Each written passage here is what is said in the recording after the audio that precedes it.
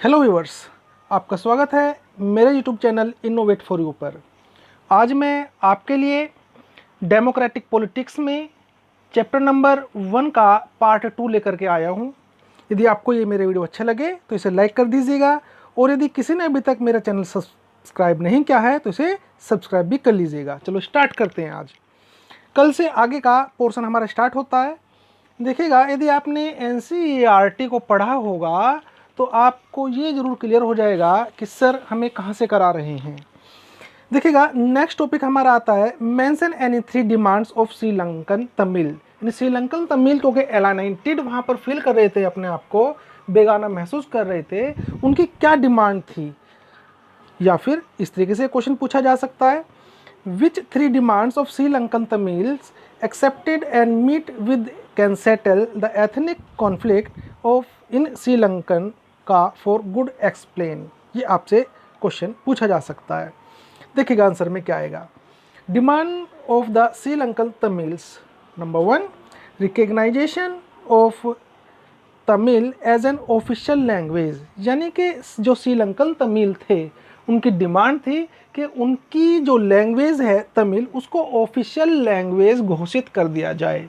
लेकिन जो वहाँ की गवर्नमेंट थी उन्होंने सिंहाला लैंग्वेज को ऑफिशियल लैंग्वेज अनाउंस कर दिया था। Number 2, equal opportunities for Tamils in government jobs and educational institutions. उनकी ये भी डिमांड थी कि उनको गवर्नमेंट जॉब में और एजुकेशनल इंस्टीट्यूशंस में समान अवसर मिलने चाहिए, लेकिन गवर्नमेंट ने ऐसा नहीं किया हुआ था। Number 3, provincial autonomy for Tamil dominated provinces. यानी जो तमिल डोमिनेटेड प्रोविंसेस थी, जहाँ पर तमिल रहते थे, वहाँ उनके लिए एक स्वतंत्र राज्य भी बना दिया जाए, उनके लिए भी एक राज्य बना दिया जाए। ये उनकी 3 डिमांड थी श्रीलंकन तमिल्स की गवर्नमेंट से। नेक्स्ट क्वेश्चन क्या बन के आता है, when was civil war end in Sri Lanka. Sri Lanka का गृह युद्ध कब खत्म हुआ था, सिविल वार कब खत्म हुआ था। आंसर में आएगा, इट वाज एंडेड इन 2009। 2009 में श्रीलंका का सिविल वार एंड हो गया था। नेक्स्ट क्वेश्चन क्या बन सकता है इसमें, explain how Belgium was able to solve its ethnic problem. यानी बेल्जियम ने अपने एथनिक प्रॉब्लम को कैसे खत्म कर दिया था। या फिर explain the power sharing arrangement in Belgium. Belgium ने किस तरीके से सत्ता का बंटवारा किया था, उसे एक्सप्लेन करना है। State the main element of power sharing model involve in Belgium. यानी मैंने आपके लिए जिस तरीके से जितने भी क्वेश्चन बन सकते हैं वो मैंने आपको यहाँ पर क्वेश्चन बना करके दिखा दिए हैं। एग्जाम में इनसे बाहर कुछ नहीं आने वाला। देखिएगा आंसर क्या हो सकता है इसका। The main element of power sharing model involve in Belgium were, क्या क्या था। Number 1, constitution describes that the number of Dutch and French speaking ministers shall be equal in the central government. यानी कि बेल्जियम की सरकार ने constitution में यह डाल दिया था कि डच और फ्रेंच लैंग्वेज बोलने वाले जो मिनिस्टर होंगे वो सेंट्रल गवर्नमेंट में बिल्कुल बराबर होंगे, यानी कि उनकी संख्या इक्वल होगी, डच बोलने वालों की भी और फ्रेंच स्पीकिंग करने वालों की भी। Number 2, the state government are not subordinated to the central government. यानी जो स्टेट गवर्नमेंट होगी वो सेंट्रल गवर्नमेंट के सबॉर्डिनेट नहीं होगी। Number 3, Brussels had a separate government in which both the communities have equal representatives। मतलब ब्रुसेल्स में separate government बनाई जाएगी जिसमें दोनों कम्युनिटीज़ के रिप्रेजेंटेटिव इक्वल होंगे, समान संख्या में होंगे। Apart from the central and state government, central और स्टेट गवर्नमेंट के अलावा there is a third kind of government called the community government. यानी कि बेल्जियम की गवर्नमेंट ने एक तीसरे तरह की सरकार और बना दी थी जिसको कम्युनिटी गवर्नमेंट के नाम से जाना गया। क्या था इसमें, this community government is elected by the people belonging to one language community, Dutch, French and German speaking. यानी कि कम्युनिटी गवर्नमेंट में भाषा के आधार पर आप अपनी सरकार बना सकते थे, अपने समुदाय बना सकते थे।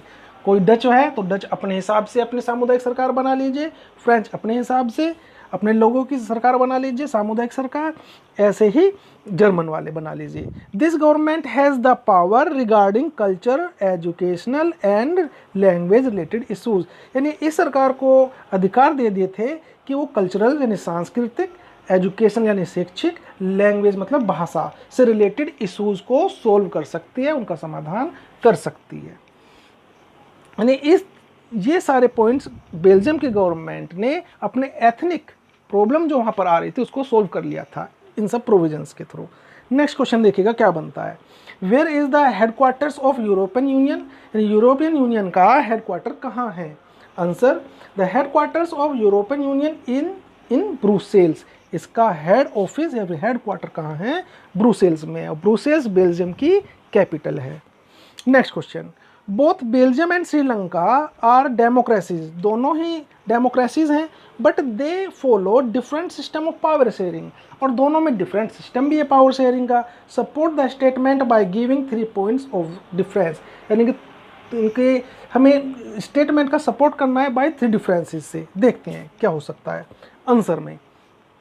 आंसर को मैंने आपके लिए एक टेबल बना करके दिया है यहाँ पर, सीरियल नंबर बेल्जियम का, फिर श्रीलंका का। देखते हैं number 1 serial number. In Belgium the government does not follow provincial policies in government jobs and education, यानी बेल्जियम प्रोविंशियल पॉलिसीज को फॉलो नहीं करते गवर्नमेंट जॉब में और एजुकेशन में, यानी कि वहाँ पर प्रांतीय विभिन्नता नहीं थी, सिर्फ एक ही हिसाब होता था। ऐसा नहीं है कि हर प्रांत में, हर राज्य में अलग अलग पॉलिसी कुछ लग रही हो, ऐसा नहीं था वहाँ पर।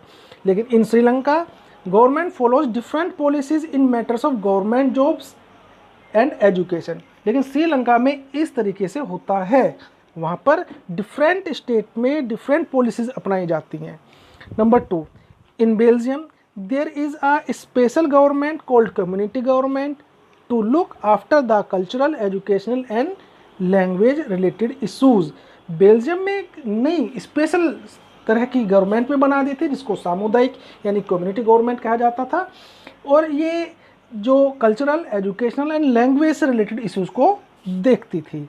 लेकिन श्रीलंका में इस तरह का कोई भी प्रोविज़न नहीं था। In Sri Lanka the major politics parties are not sensitive to the language and culture of Tamil, लेकिन श्रीलंका में जो मेजर पॉलिटिकल पार्टीज़ हैं वो सेंसिटिव नहीं है, यानी गंभीर नहीं है लैंग्वेज के लिए और कल्चर के लिए। तमिल्स की जो तमिल्स की लैंग्वेज है और कल्चर है उनके लिए वहाँ की लोग जो पार्टीज़ हैं, वहाँ के जो नेता हैं वो गंभीर नहीं है। Number 3, in Belgium there is no discrimination between different religion, यानी बेल्जियम में कोई भी भेदभाव विभिन्न धर्मों के साथ नहीं किया जाता। But in Sri Lanka Buddhism is the official religion, लेकिन श्रीलंका में बौद्ध धर्म राजकीय धर्म बना दिया गया है, यानी कि ये डिफरेंस था इन दोनों कंट्रीज़ में। 3 डिफरेंस के थ्रू, 3 पॉइंट्स के थ्रू आपको ये आपका आंसर लिख के आना है एग्ज़ाम में। नेक्स्ट क्वेश्चन देखते हैं क्या बनता है। What is power sharing? देखिएगा यहाँ से हमारा मेन पोर्शन शुरू हो जाता है एग्ज़ाम के लिए। जो आपने पीछे अभी तक पढ़ा है वो बेल्जियम और श्रीलंका दोनों कंट्रीज़ में आपस में क्या डिस्प्यूट था, दोनों में अलग अलग क्या में चल रहा था दोनों देशों में, वहाँ उन्होंने अपनी एथनिक प्रॉब्लम को कैसे सोल्व किया, ये सब कुछ आपने पढ़ा है। एग्ज़ाम में वहाँ से पूछा जाता अधिकतर। अब यहाँ से पावर शेयरिंग के बारे में पढ़ लेंगे कि सत्ता का बंटवारा किस किस तरीके से होता है। तो पहले व्हाट इज पावर शेयरिंग, इस पर डिस्कस करते हैं। Answer, when the power does not rest with any one organ of the state rather it is said among legislature, executive and judiciary, it is called power sharing. इसका मतलब समझिएगा आप ज़रा ध्यान से। पावर शेयरिंग हिंदी में इसको बोलते हैं सत्ता का बंटवारा, मतलब सत्ता का साझीकरण भी इसे बोलते हैं। जब सत्ता किसी एक ऑर्गन के पास ना हो, यानी किसी एक अंग के पास ना हो, अंग से मतलब है यहाँ पर लेजिस्लेचर, एग्जीक्यूटिव एंड जुडिशरी, जब इन तीनों के पास ही सत्ता का बंटवारा हो, सत्ता इन तीनों के पास हो, तो इसे सत्ता का बंटवारा कहते हैं। अब इसे समझिएगा, लेजिस्लेचर, एग्जीक्यूटिव और जुडिशरी क्या होता है। हालांकि आपको डीपली मैं चैप्टर में आगे बताऊंगा, लेकिन थोड़ा सा ऐसे ही बता देता हूँ। एग्जीक्यूटिव का मतलब यहाँ पर होता है जिसमें हमारे सभी प्रेसिडेंट, कैबिनेट मिनिस्टर, पुलिस, नौकरशाह, ये सब आ जाते हैं एग्जीक्यूटिव में। ये कानून को बनाते हैं। लेजिस्लेचर यानी विधान परिषद, विधानमंडल या फिर विधायिका इसे बोलते हैं हिंदी में, यहाँ पर कानून को लागू कर दिया जाता है। ठीक है, यानी कि यहाँ पर कानून को बना दिया जाता है।